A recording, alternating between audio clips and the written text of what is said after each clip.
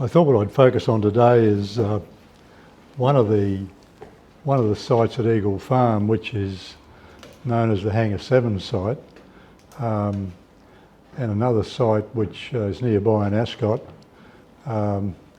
which is still functioning as a very big house called Rambler, which housed a secret intelligence operation. Hangar 7 at Eagle Farm housed another secret intelligence operation. They never ever seemed to meet or come together, but they both reported to General MacArthur's headquarters in the city. If I talk about, firstly I'll go through the Ascot site, which is a slightly longer story I think, but to put some context around this, I've just provided that map that shows the extent of the Japanese expansion in the early parts of the Second World War. So what I'm really talking about today is that period from about the bombing of Pearl Harbor until the end of the war in the Southwest Pacific. As you can see, Japan certainly occupied a lot of country there. They'd invaded Manchuria and China and Nanking and some of those other places up in the top left there in the first half of the 1930s. And come 1939 September, when Germany invaded Poland and the Second World War was declared, that stimulated the Australian military to look into what could be done about code breaking. There had been, during the First World War, some development with the Royal Australian Navy in terms of code breaking of German signal intelligence in the Pacific region and the Indian Ocean region, with quite some success, although at the end of the First World War all that facility was shifted to the United Kingdom, and that was the end of it as far as Australia was concerned. So we basically had to start again. So in the late 1930s, 38, 39 period, the Australian Army approached the Professor of Mathematics at Sydney University, Professor Room, and asked him if he would be interested in fiddling around with information, radio intercepts that he could attempt to break the codes. So he thought that'd be fun, pulled together a few other mathematicians from Sydney University. He also pulled together a couple of people with experience in languages, and the Australian Army then started providing them with intercepted signals. All the intercepted signals were being intercepted in Melbourne from the Japanese trade consulate in Melbourne. It was being given to Room, and it didn't take too long before Room and his little team, they'd cracked all these codes. They'd figured it all out. So that was really the start of code breaking, if you like, for that Second World War period, as far as Australia was concerned. So once Japan attacked Pearl Harbor, I guess what's probably not generally known is that on that same day, 7th of December 1941, they also invaded Malaya and Thailand. They bombed the Philippines, Singapore and Guam, which was an American protectorate. And within 3 days, they had sunk the two British battleships off the coast of Malaya, the Repulse and the Prince of Wales. So, for all intents and purposes, it was game on. By the end of December, Hong Kong had been surrendered by the British, and the Japanese had captured Manila. They managed to do all that in about 3 weeks. So after they captured Singapore in February and bombed Darwin around about the same time, the Australian government, as you'll no doubt recall, sought assistance from the British government. Churchill was Prime Minister and he said, "Thank you very much for the offer, but no thanks." And at around about the same time, with the Japanese having moved in and occupied the Philippines had been effectively a sort of an American protectorate, having been ceded to the Americans in 1898 after the Spanish-American War. And then the following 3 or 4 decades, there was all this sort of funny arrangement where they tried to give them independence, but it never seemed to work. So it was still pretty much under American control. And General Douglas MacArthur had been sent there a few years earlier to assist the Philippines government to build an army and an air force. So he'd been there a few years working on this project, having been, the Filipinos gave him the rank of Field Marshal. I don't think the Americans took that seriously, but he was there doing all of that while all this was happening. The Japanese invaded Manila, and he eventually escaped with his family from the Philippines and arrived in Melbourne around about mid-March that following year. So in that period from the bombing of Pearl Harbor to when MacArthur arrived in Melbourne, there'd been considerable discussions going on between the Australians and the Americans about developing some kind of a common intelligence gathering operation. Now the American Navy had an intelligence gathering operation in the Philippines. They had fled the Philippines very early in the peace, gone to Melbourne, and they'd set up shop in Melbourne and were starting to do their thing. MacArthur wasn't real keen on them because he blamed them for not letting him know what was going to happen in the Philippines. He didn't want to borrow that. So the Australians and the Americans then put everything else together, excluding the US Navy, and created this joint intelligence gathering operation. So it was the Australian Army, Australian Air Force, Australian Navy, US Army, US Air Force, etc., all in one big operation. They gave it a name, which I forgot I had this thing here. They gave it a name, or Central Bureau, which was meant to be a really dull sort of well, nobody will work out this is an intelligence operation, so we call it Central Bureau. So that's why it's got such a funny name. But its purpose was this joint Australian-American intelligence operation. So originally it was based in Melbourne. It was set up originally at South Yarra in a house, had a staff of 6, and from there they had to build it. So that just gives you a quick list of up top who was involved. The bottom line there in the top red section, I've got a group there I call the Professor Group, and that's really the Sydney University group. They had prospered on their code-breaking exploits, so they were brought into it as part of the operation. There were also a few from, I call them the United Kingdom refugees.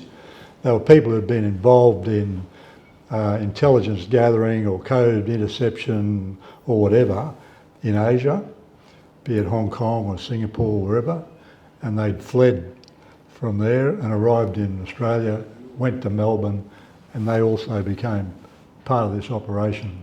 So then its mission was then to target the interception of signals by the Japanese Army, the Army Air Force, the Navy Air Force.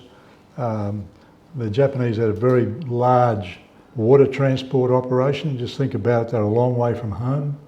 Everything had to be brought from Japan by ship. So they had a huge commercial fleet carrying men, materials, freight, ammunition, food, all that kind of thing, to sustain the war effort. And there was also the Japanese diplomatic traffic, which was coming out of consulates and embassies and so on. The Americans had a lot of success in the 1920s with intercepting Japanese diplomatic traffic. Unfortunately, they had a disgruntled employee who missed out on a promotion around about 1930. He wrote a book about it, disclosed to the entire world that the American had broken all the Japanese codes and were intercepting everything, so they had to start again. But at least they'd had some practice. So that's basically the mission of what they had to do. So after a few months in Melbourne, after MacArthur moved to Brisbane, he came to Brisbane in July 1942, Central Bureau then was relocated from South Yarra in Melbourne to Brisbane. Where do we put it? Well, we want to put it somewhere that doesn't look like it's an intelligence operation. So you might be well aware that during that war period, government had legislated that they could simply commandeer property. So they could come to you and say, we're going to take your house and use it. You go and find somewhere else to live, and when the war's all over, you can come back and get your house back.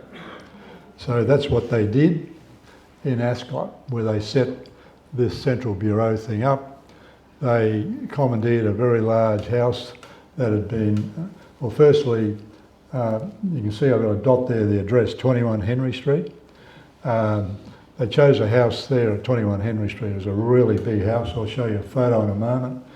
It had been originally built in the late 19th century by a gentleman called Henry Abbott and his wife. Henry had been a manager of the Australian Stock Bank here in Brisbane. And it was a very large house. So they said, okay, we'll have that. Looks great to us. And I'll just show you that map. You've got the Eagle Farm racecourse. Down the bottom left here, the green part is a small triangle. That's Ascot Park. And I'll come back to that later.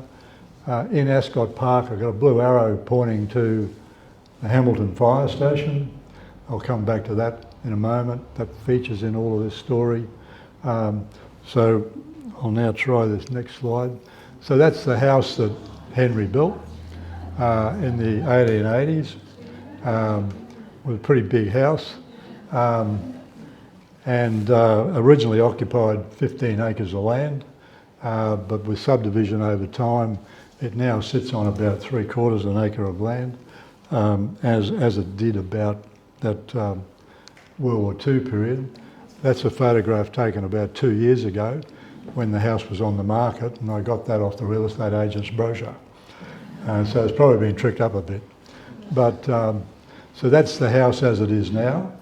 I'll just ask you to notice down the back left here a garage, and I'll come back to that shortly about the garage and the importance. So this house was commandeered.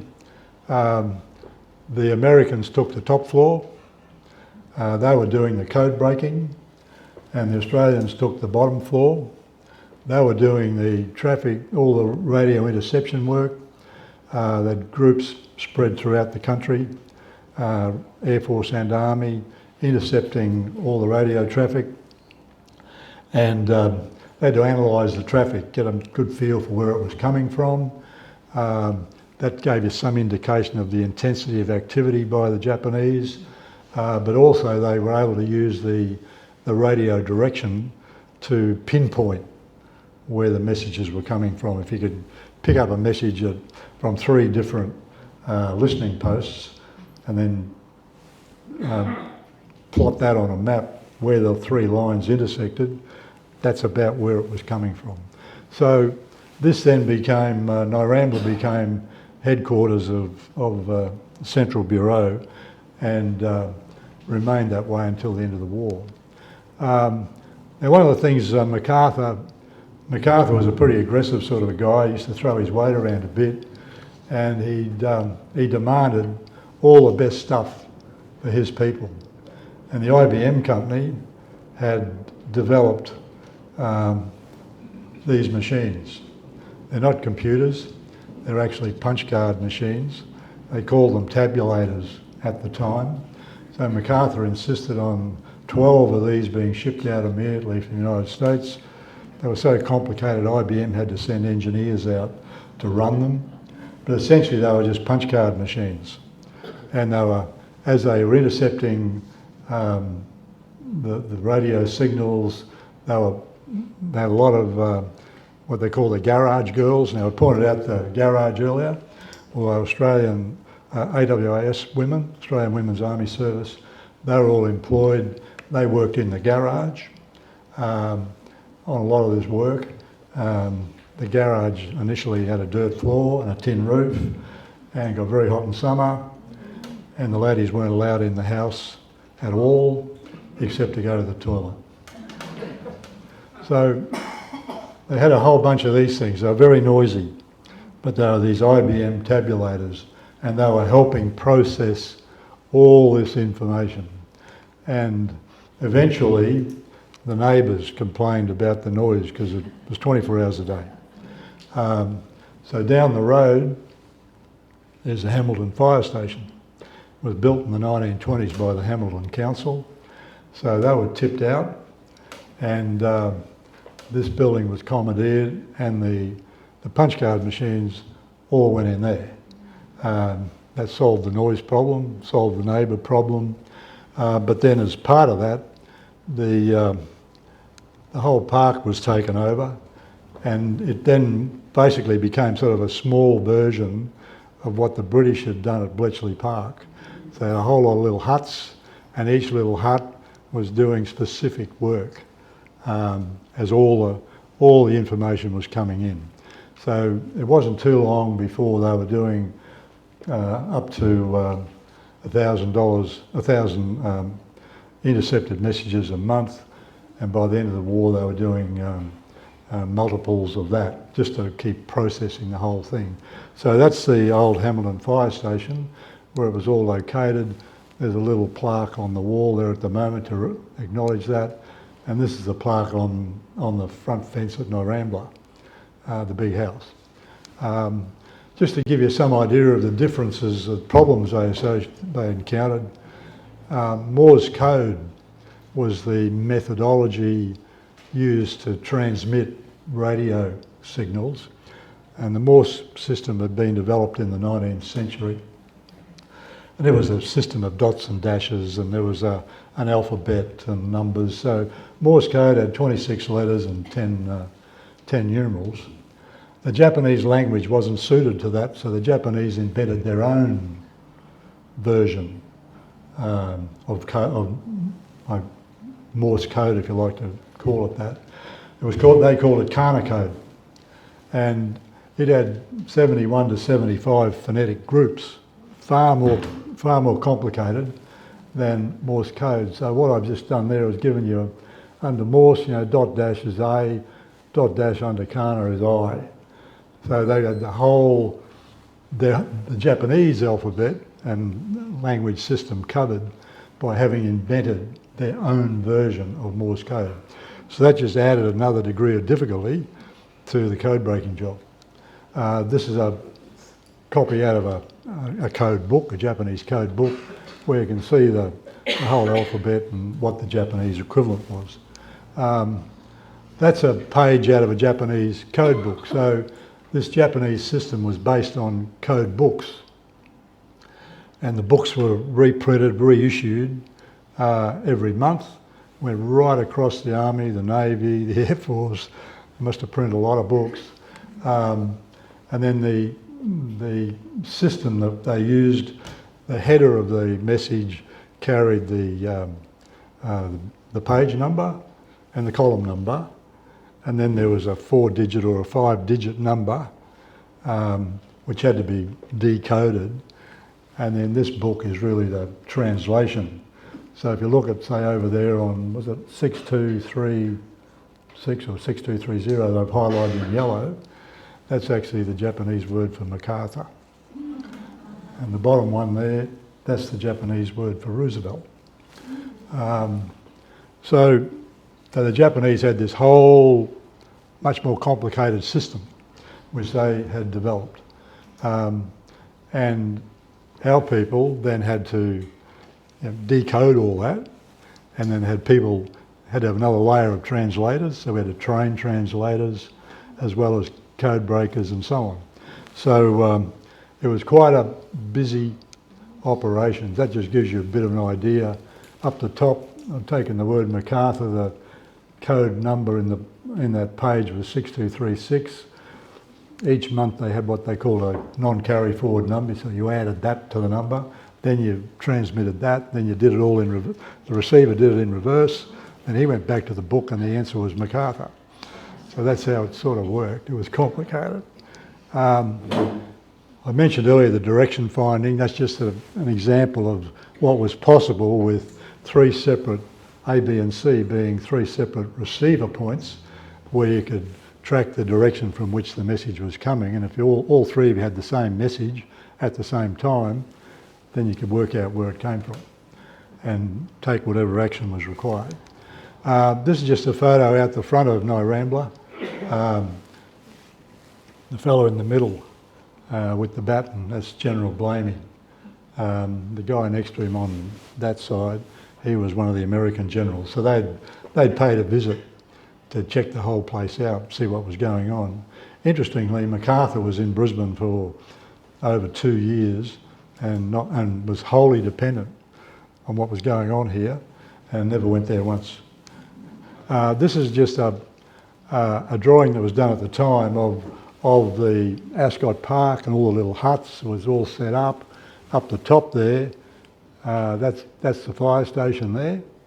And then you've got all these other little huts, all spread around, all allocated certain messages from certain areas so they could concentrate on what they were doing.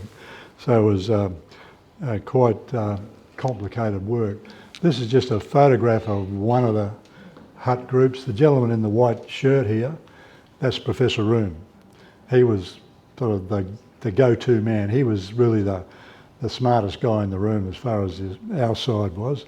The Americans had another guy called Abe Sinkov. He was there as well. He was upstairs. And he was the smartest guy in the room as far as the Americans were concerned. Next to Professor Room on the far side is a woman called Judith Rowe. Her family lived in Toowong. She went to St Aidan's School. She graduated from the University of Queensland. She wanted to study languages. There were none available that year, so she did maths instead, which turned out a pretty good thing because she came out with a degree in maths. Her father was the first specialist urologist set up practice in Brisbane, and her grandfather was the first Vice-Chancellor of the University of Queensland. So she had pretty good pedigree. So that's Judith Rose sitting next to Room. She was the only female code breaker in the whole operation. A lot of females working there. She was the only code breaker. And she was from Brisbane. And part of my research 4 or 5 years ago, I found a radio interview done with her about 10 or 11 years ago. She's not with us anymore. She's gone with a big code breaking operation in the sky. But she gave a great explanation of everything they did there in this radio interview, which I managed to find.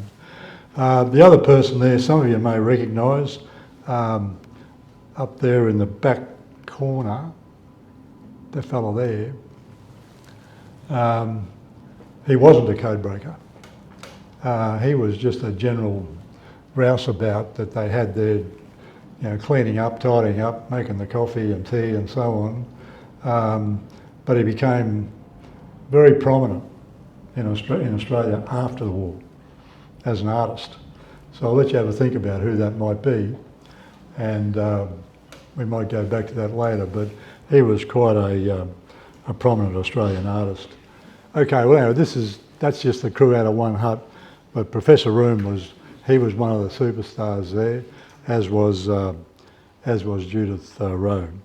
Now one of their One of their big wins in 1943 coming out of there, this fella here is Admiral Yamamoto.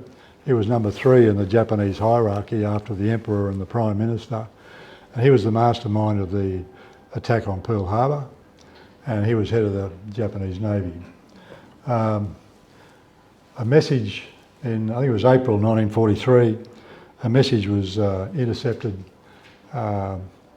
in near Townsville. There was a listening post just outside Townsville, and they had people at the listening post who had some ability to decode, to get some sense of what this was about, and then sent it down to headquarters and sort of prioritise stuff a bit. So it came down that this thing looked like it had some real issues. Came in on a Thursday, came to Central Bureau.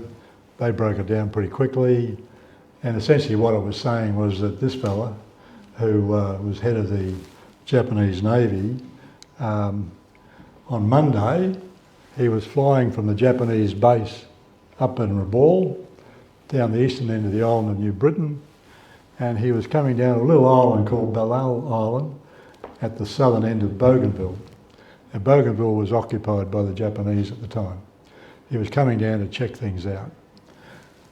Down the bottom on the island of Guadalcanal, where the capital city of Honiara, the Japanese had occupied that island, had built a base there, and once the Americans managed to clean the Japanese out of that island, Guadalcanal, they converted that base. They called it Henderson Field. It's now Honiara International Airport. If ever you go there, that's it. So it went to MacArthur. MacArthur wanted to set up an operation to try and intercept the Japanese admiral's plane. In the message they intercepted and translated and broke it down, he was coming down in a small bomber. He was going to have 6 Zero fighters in support, and he was arriving at such and such a time. So they had about 2 days to get organised. So it was decided, there was a lot of argument. MacArthur wanted to go after him. He even gave the operation a name, called it Operation Vengeance. He wanted to go after this bloke. Headquarters back in Washington didn't want to do it because the Japanese might realise we've broken their codes. So there was a lot of pushing and shoving going on. Eventually a decision was made to undertake the mission. This fellow was given the job, Major John Mitchell. I found a great interview a few years ago with him on YouTube. He was in his 70s at the time when he did the interview, and he spelled it all out in great detail. They put together 16 of these P-38 Lightning fighters. They were twin engine, single pilot, but with a fair bit of horsepower, and not only machine gun but also had cannon on them. So they put together a group of 16 of these, got them in on Sunday night, briefed all the pilots, and said, right, this is the mission tomorrow. You're going up there. All the islands between Honiara, you might have noticed on that map, the islands between Honiara and Bougainville, all those in the middle there, they were all occupied by the Japanese, all those there. So there wasn't a direct line to fly up there. They had to come out to sea to get there. They had to fly at 50 feet above sea level. It took 2.25 hours. Radio silence. Mitchell, when he was briefed, he said, well, you want me to navigate over water at 50 feet. And all he had to be able to do that navigation, he had no reference points. He said, all I've got is my compass, my watch, and my airspeed indicator. Apart from that, I can't get us there. And my compass is buggered. So they very quickly got him a new compass, took that one out of his plane, put another one in. So on Monday morning, they set off and did a circuitous route back out over water. They were radio silence. They were approaching the island looking around, and then Mitchell spotted 2 bombers up above on descent. And he said, oh cripes, what do I do now? It said there's going to be 1 bomber, and there's 2. Now if I jump in here and cause a ruckus, I might tip them off, he might be 10 minutes away. What do I do? And one of his other pilots pointed out, well, there's 6 fighters in escort, so it seems like we got the wrong info. So he said, right, let's go. So they ripped into the Japanese and they shot both bombers down, and that put an end to Admiral Yamamoto. So that was one of their big wins coming out of the Central Bureau operation. The other thing I wanted to talk about here was Hangar 7, which is a hangar on the old Brisbane airport site. So the old Brisbane airport site was originally this fella here, Captain Burton Peterson, who was known as Pete Peterson. He was an engineer. He graduated from university in Illinois, joined the US Army Air Force, like hundreds of thousands of others. He was sent to Australia. He arrived in Australia before Christmas in 1941, and his job was to identify sites for bases and get them built. So he was sent to Brisbane. The Australian government had identified land that would be suitable for an airbase. It was farmland at Eagle Farm. And it all looked okay to him, so he then put the whole thing together, and he got the Eagle Farm airbase built. So that's an aerial shot taken in 1943 of what was built there. You can see the runways. This is Doomben Racecourse over here. That's Doomben Racecourse. Those buildings down there, they're all warehouses built for the US Army. They're all still there, except they're used by the Australian Army now. And you would have heard a lot during COVID and even more recent times about a centre being built for people that have had COVID and all that. Well, that's just over there. So that's the old Brisbane aerodrome, runways. Was built for built by the US Army Air Force 81st Air Depot Group, and Hangar 7. So you can see these are the regular hangars here. They became the hangars subsequently for Brisbane Airport, and just in there's a hangar. It's at right angles to all the others, well away from the rest. So for security reasons, that was why it was positioned like that. So Hangar 7 was put up there, and that was allocated a very special job for security.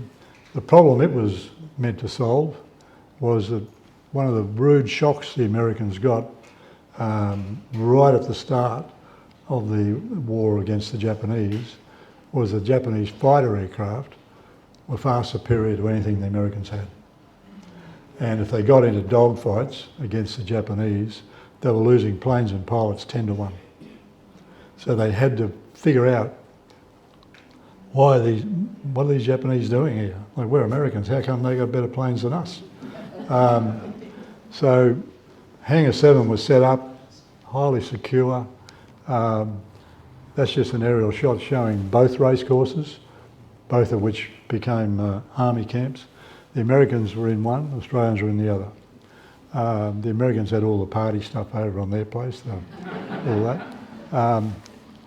So the aircraft were coming in to the airbase from the United States, largely built, and then be unloaded at Brett's Wharf, and then towed down what was then called Hamilton Road, it's now Kingston Smith Drive, down to this airbase.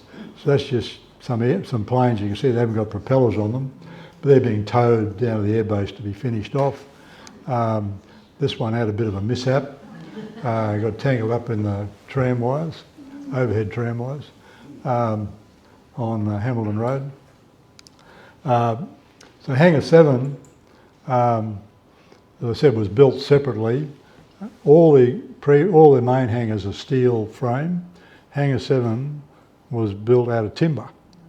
So these are Australian carpenters working out in the sun, nailing timber frames together. You can see the frames in the background to create this big this clear span building where they could then bring Japanese aircraft and examine them. So that's just another one of it coming together, and that's a photograph as the place is now. I took that about 2 years ago, I think. So that gives you some idea of what it's like inside. Brisbane City Council, I just see Councillor Vicky Ward over there. Brisbane City Council have allocated $4 million. They own it, they now own it, to fix it up. And they've been working on it now for about 3 years. So you can see this one year before last, sorry, had a new roof put on and new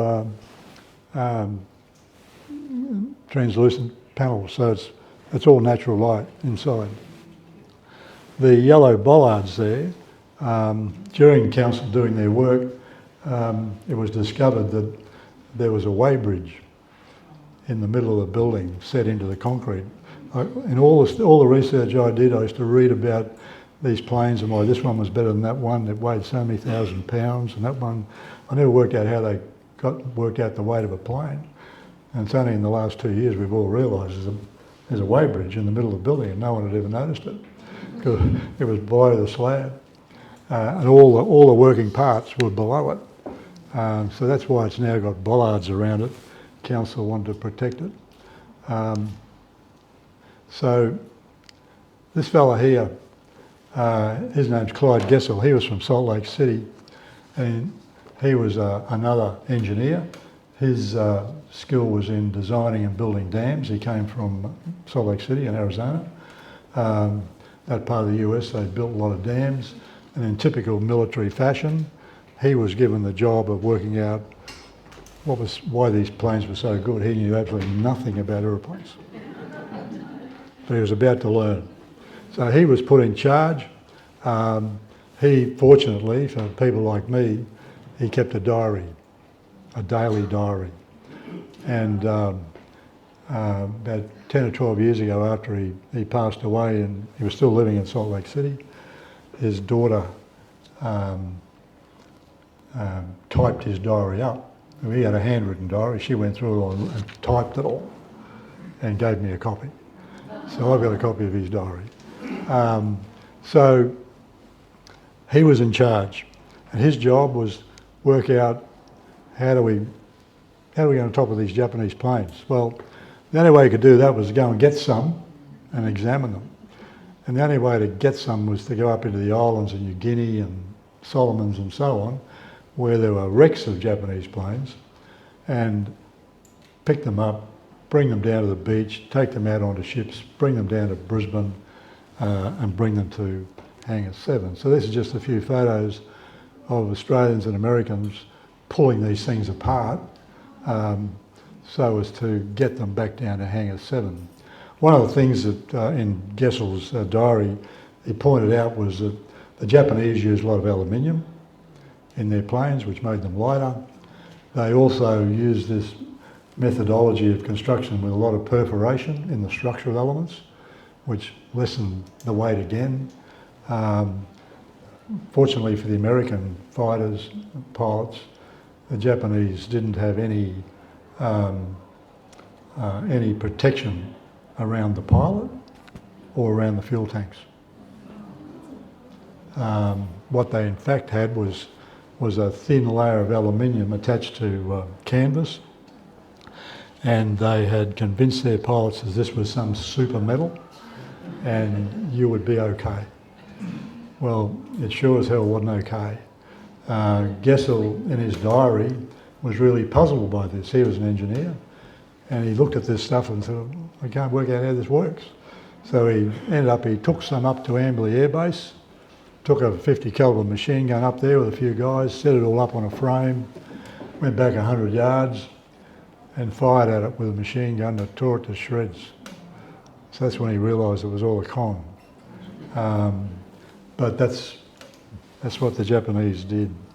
So that's just the internal frame of a structural element, one of the Japanese planes. There was also valuable information. Every part in a Japanese aircraft had a different manufacturer, as that's the case even now with aircraft manufacture. This just happened to be the tag the manufacturer put on his product that gave his name and address and the code number or the sequence number of this part coming out of the factory. So it provided a whole lot of really important intelligence for the Americans. So they were able to pass all this information on to Bombing Command and go and try and blow these factories up. So that the Americans call these jam tins. So that was pretty important. This is just a photo of them working on rebuilding. So once they've stripped them apart, done all the work, the decision was then, okay, we're going to build one of these things and see how it goes in the air. So this is rebuilding a Zero. They had 5 Zero wrecks they'd gathered from around about Buna in New Guinea, brought them down, did all the work on them, and this is now rebuilding a Zero. That's the rebuilt Zero outside the hangar. The bloke in the middle with the little light coloured cap and the glasses, that's Gessel. So this is a rebuilt Zero, built by the Americans. That's it outside Hangar 7. Initially, they left it in the Japanese markings. One of the problems they encountered was when they then decided to fly it around and try it out, the phones ran hot at the police station. They were under attack. So it was only the first one that had the Japanese markings on it. After that, they put American markings on them. But that's a Zero, warming up before it goes and does its test flight. In the background, that was the Ford Motor Company factory. It was built in 1928. It was building cars and small trucks, but it was converted to building landing barges, and it was knocked down only about 10 years ago. So this is Captain Bill Farrier. I managed to track his son down 6-7 years ago. His son lives in Honolulu, and Bill fortunately had a whole lot of stuff which he left to his son, and his son gladly helped me out with a whole lot of information. He was a real character, this bloke. He was from Alabama, and he ended up, he was in an accident once. He suffered some burns. He ended up in the military hospital here in Brisbane, and ended up marrying the nursing sister here in Brisbane, and the Methodist church at Albert Street, at that church there. So his son, I got his son to come out here about 7 years ago. He lives in Honolulu, as I said, and he got very emotional when he came to Australia. Right, this is another Japanese aircraft. This one, the Americans called an Oscar. It was built by the Nakajima company, which actually was an engine manufacturer, but because of the demand for Zeros, they were building Zeros under license to Mitsubishi.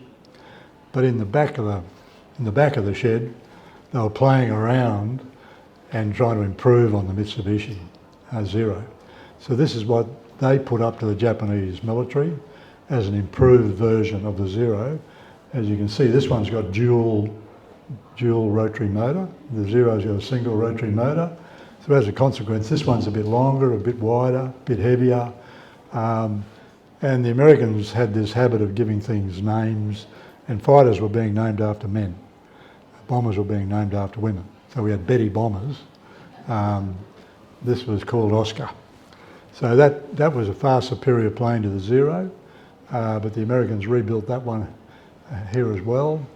And then the third one, the Americans, the previous one, the Nakajima, they found those wrecks right up near the Hollandia, which is where the Dutch border was, splitting New Guinea in half. Those wrecks were found right up there. This one here, the wreck was found on the island of New Britain, a couple of wrecks, and the Americans thought this was a copy of an Italian fighter, so they called it Tony. They had to give an Italian name, they called it Tony. Once they stripped it all down, they discovered they were wrong. It wasn't a copy of an Italian fighter at all. It was a Messerschmitt 109 being built under licence from the Germans. So that was actually a Messerschmitt 109, but being used by the Japanese, and just this one happens to be in American markings to make it safe to fly around over Brisbane. So that's just a bit of a summary of what happened. Those planes, once they'd finished with, in terms of all the testing, they fly them to Townsville, put them on a ship, and they all went back to the United States.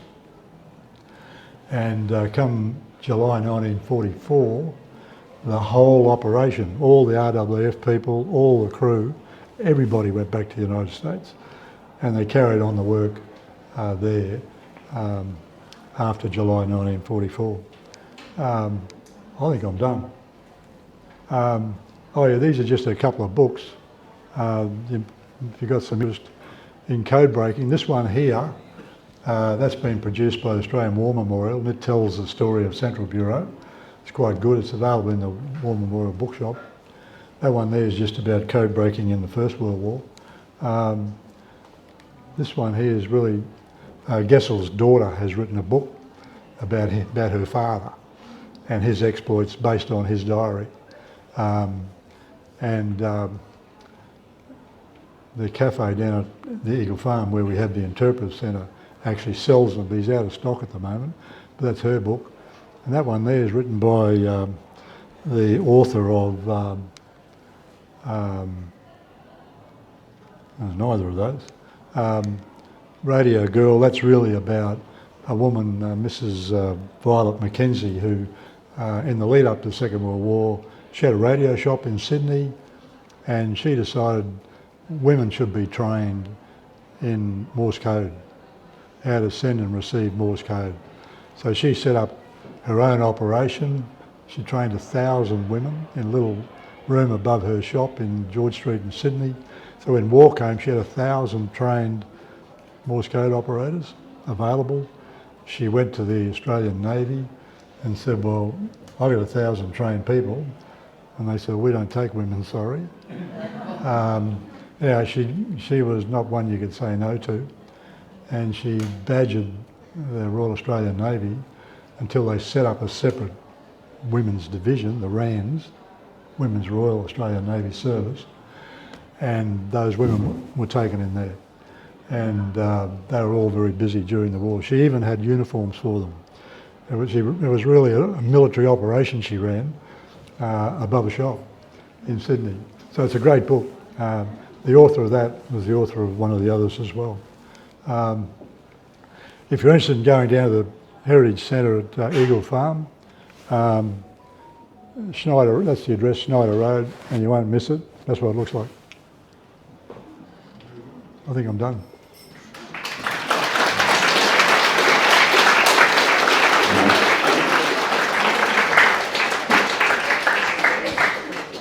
Thank you, Robert.